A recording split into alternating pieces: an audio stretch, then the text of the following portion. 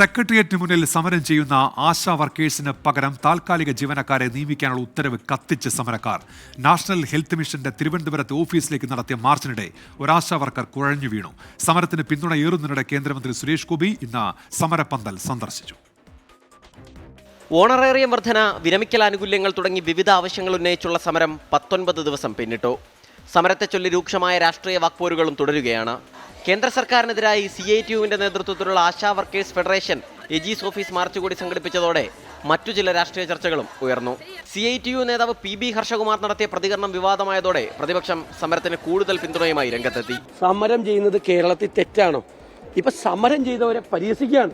ഈ പാവങ്ങളെങ്കിലും അവമാനിക്കണോ? സ്ത്രീകളല്ലേ, അവര് ഭീഷണിപ്പെടുത്തുകയാണ്. ഒരു ഭീഷണിയും വേണ്ട, അവരെ കൂടെ ഞങ്ങളുണ്ട്.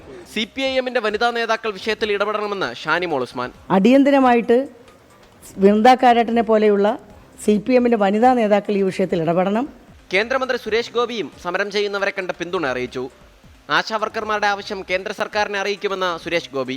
ഈ വിഷയം അങ്ങനെ അവർക്കൊരു അരക്ഷിതാവസ്ഥ ഉണ്ടാവുന്നുണ്ടെങ്കിൽ രണ്ടും, അതിന് പിന്നെ കേന്ദ്രത്തിനും ചെയ്യാവുന്നത് സംസ്ഥാനം ചെയ്യുന്നത് പോലെ കേന്ദ്രത്തിനും ചില നടപടികളുണ്ടാവില്ലേ?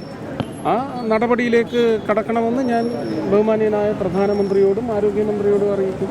തിങ്കളാഴ്ച സമരസമിതി നിയമസഭയിലേക്ക് മാർച്ചും പ്രഖ്യാപിച്ചിട്ടുണ്ട്. 24 തിരുവനന്തപുരം.